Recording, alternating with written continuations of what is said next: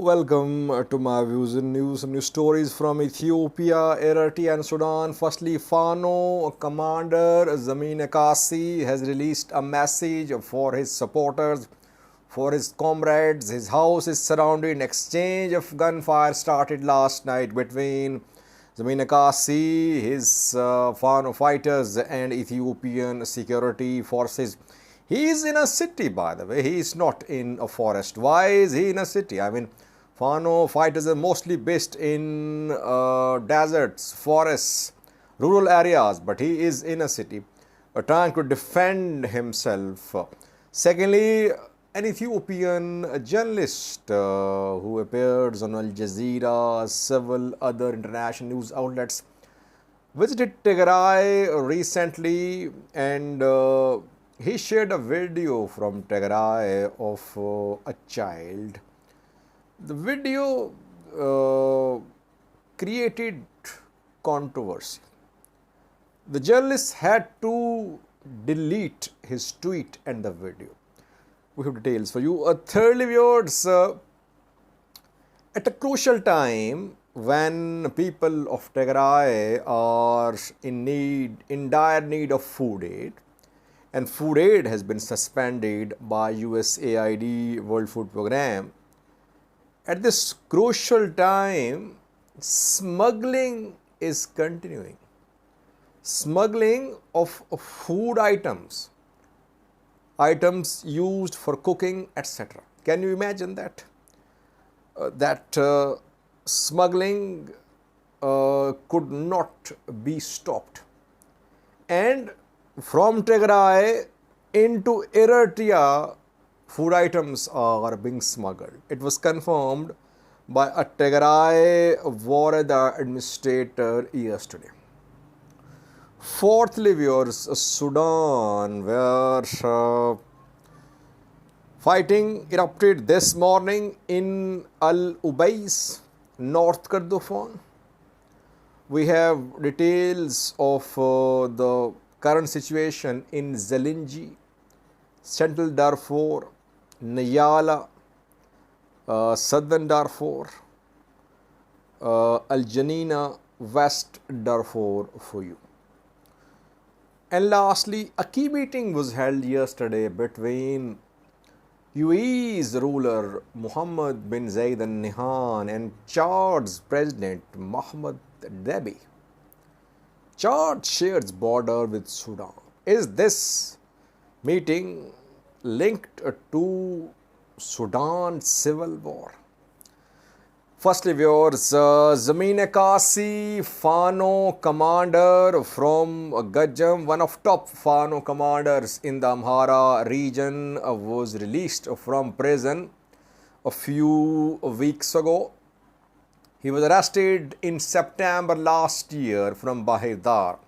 But since February last year, security forces had been trying to arrest him. He was at large, he could not be traced. Then in September, he was traced, he was arrested in Bahir. We saw his pictures from a monastery when he was arrested. And the security forces claimed that he had been arrested from a monastery in Bahir.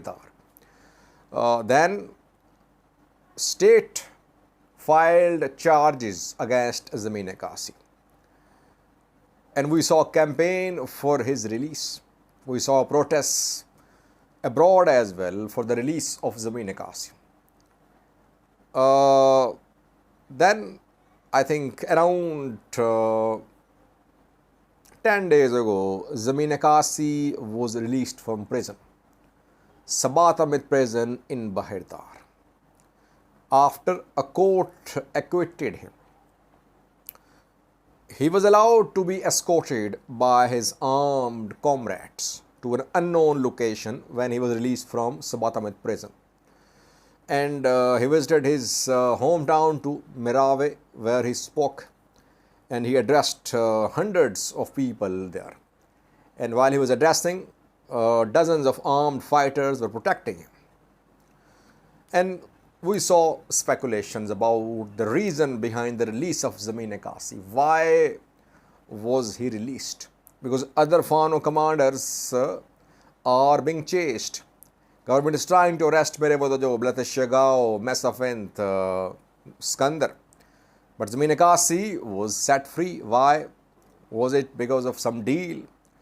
Zemene Kassie, after his release, issued a message calling for unity. He said, Amharas don't have time to waste. They must be ready to start struggle. All will have to be part of the struggle. And then last night, we saw start of an operation to arrest Zemene Kassie. It is happening in Kabale 14 of Bahirdar. Zemene Kassie is not in any forest, in any desert. He is in city, Bahirdar. I am unable to understand why is he in Bahirdar city. I mean, you are calling for your arrest if you are in a city. No Fano commander is based in any city. They change their positions. They are mainly based in rural areas, forests, deserts, mountains, etc. Zemene Kassie's residence was surrounded by security forces last night. Exchange of gunfire started.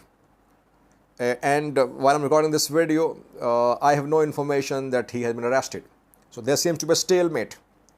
We saw a similar stalemate last year too, when security forces stormed his residence in Meravi. But he managed to escape from Meravi last year. And he was arrested then in September in Bahirdar. Interestingly, Zemene Kassie has released a message through Ethio 360. He contacted Ethio 360 journalists. Ethio 360 a few hours ago released a message of Zemene Kassie. It's a very alarming message. Zemene Kassie says that he will not go to forests, rural areas. He is based in city. He'll be here. And he threatened Prosperity Party leaders, government officials, security officials. He said, we will take them in their homes.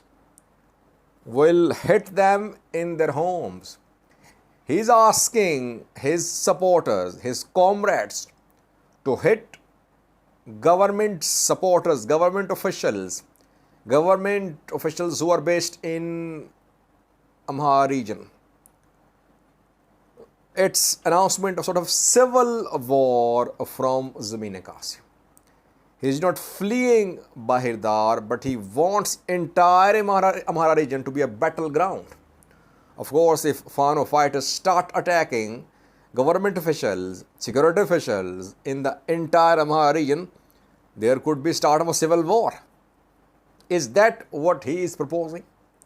And by the way, does he have this capability to defend himself while being in Bahirdar? Either he is relying on public support, he believes that public will support him, public will stand between him and between Zemene Kassie and security forces. So either he believes that public is on his side, or he's calling for his arrest. He wants to be arrested. Is it just a drama to prop up Zemene Kassie as the true leader of the Amhara anti-government resistance movement? Let's see. I'm unable to understand. Why is he based in Bahirdar? I mean, no Fano commanders can imagine that he can defend himself being in Bahirdar, capital of Amhara region. Amhara regional government is based in Bahirdar. ENDF there too. You cannot defend yourself there. And I don't think people can support him a lot too in cities. They can protest, but it would be difficult for people to just openly support Zemene Kassie. Let's see. So far, there seems to be a stalemate in Bahirdar. Zemene Kassie's message is alarming. If it is implemented by his followers, we could see serious unrest in the Amhara region, it seems. Secondly, viewers, we have a clip for you which was shared by a journalist yesterday. Journalist is a well-known Ethiopian journalist. He appears on Al Jazeera, other international news channels. Samuel Getachew is his name. He visited Tigray recently. He has shared a clip from his Tigray visit. The clip shows Samuel Getachew talking to a Tigrayan kid who is with his cattle, his sheep. He's trying to talk to the kid in Amharic, which all Tigrayans don't understand.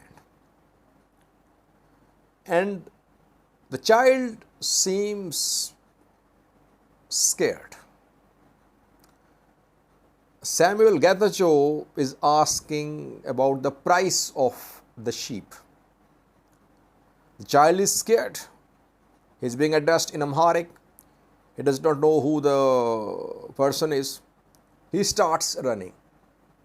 Samuel Getachew can be heard giggling, enjoying, while the child is scared, running. He collapses on the ground, trying to run. Samuel Getachew is enjoying the moment. And he shared this clip. After the clip, people criticized Samuel Getachew. He had to delete the tweet and clip.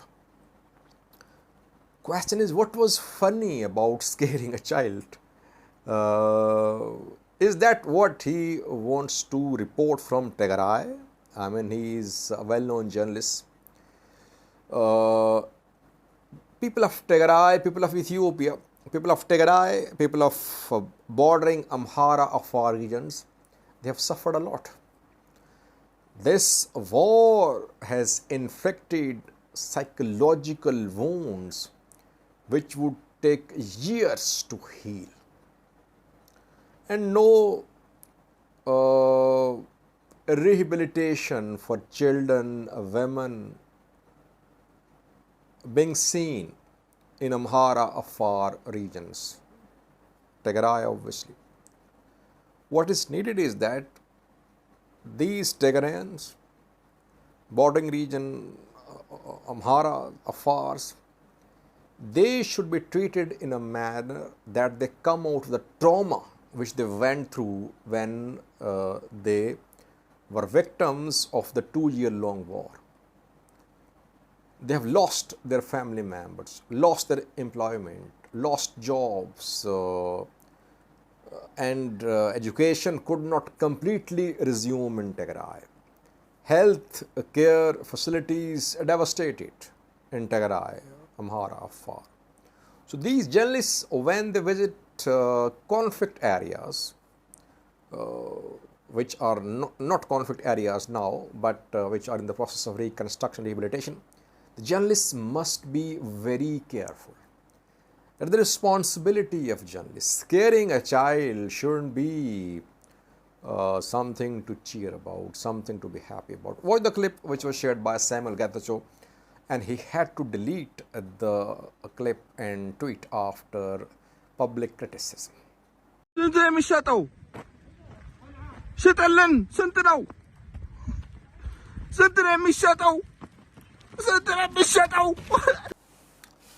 Thirdly, viewers, can you imagine that people, gangs are involved in smuggling in Tigray?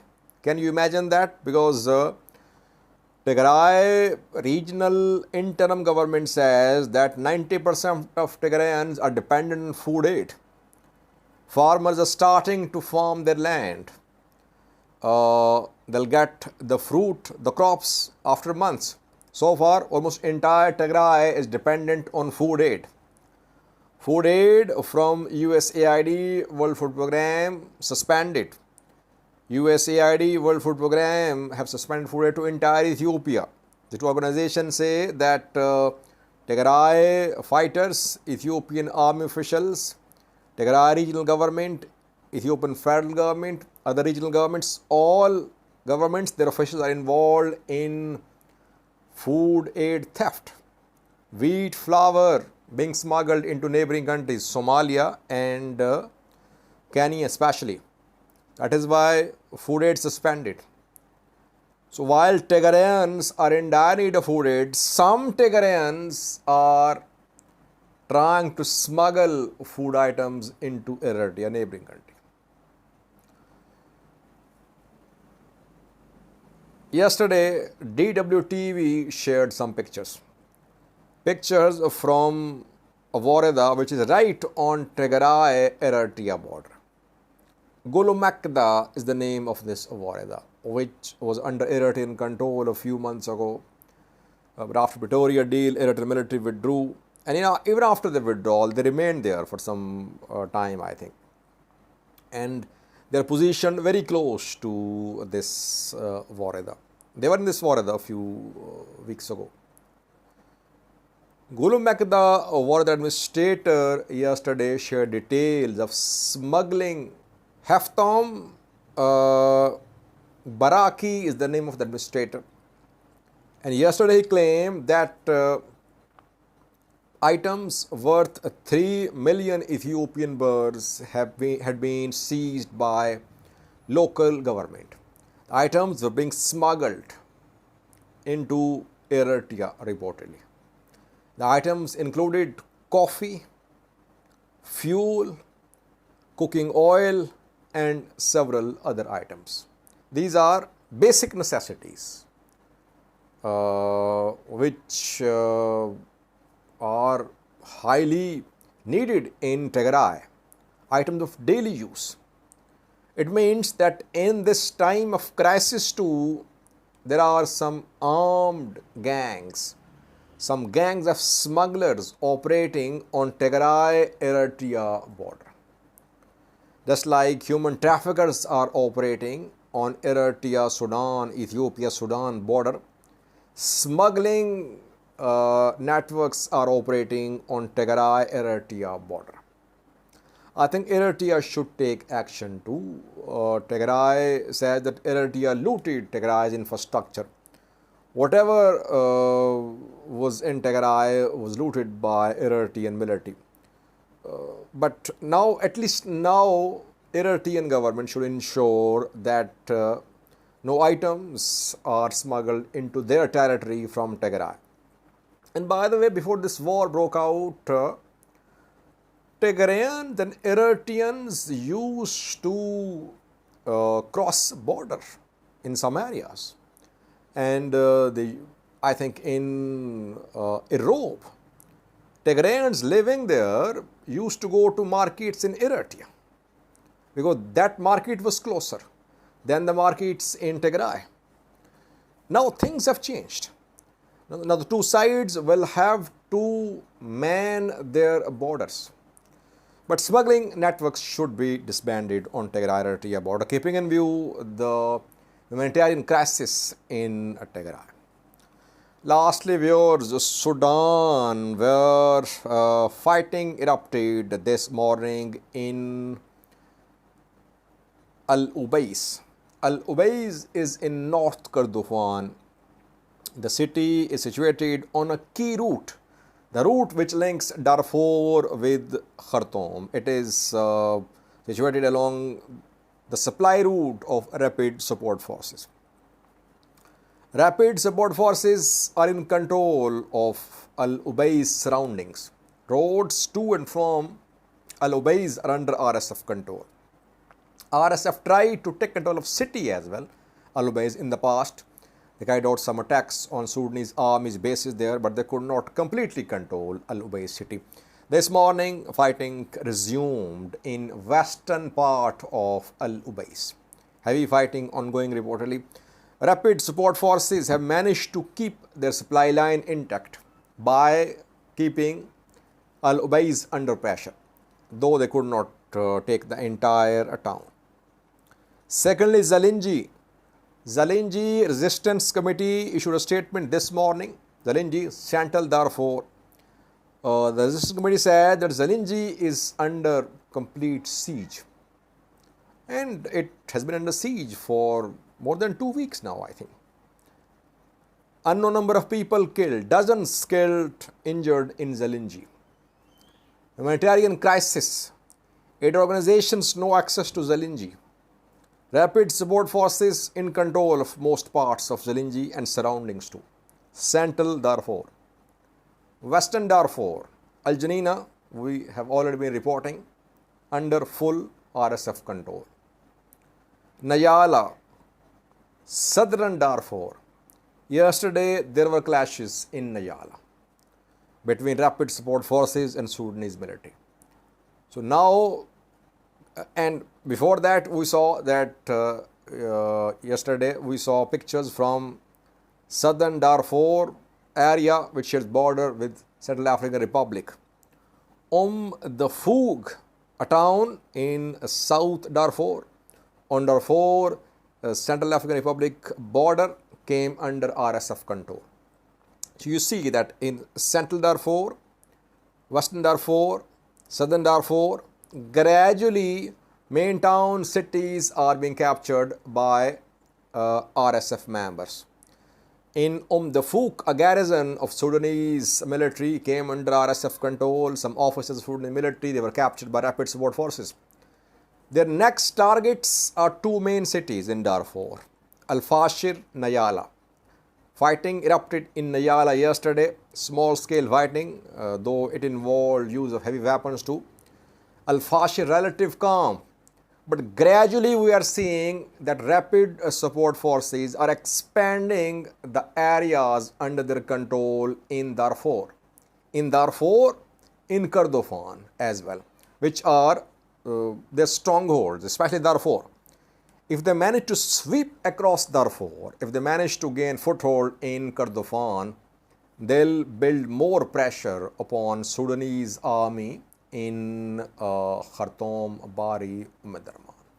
And lastly, yesterday there was a key meeting in the UAE, United Arab Emirates, between UAE ruler Mohammed bin Zayed Al Nahyan and Chadian President Mahmoud Dabi, a general, son of Idris Dabi, who was killed fighting an armed group in Chad more than a year ago. And after that, his son, Mahmoud Dabi, took power. He took office as the president. The meeting held in the UAE was about bilateral relations, that is what the two sides said in the statements. But this meeting is very crucial because Chad shares border with Sudan. And Hamathis' relatives are in some top positions in Chadian government. There are more than 100,000 Sudanese refugees who have entered Chad from Darfur since the start of this war. UAE is accused of supporting Rapid Support Forces. Chad is largely neutral. We could not confirm active participation of Chadian government in Sudanese war in support of Rapid Support Forces. What was the agenda of the meeting between Chadian president and UAE ruler? It's not clear.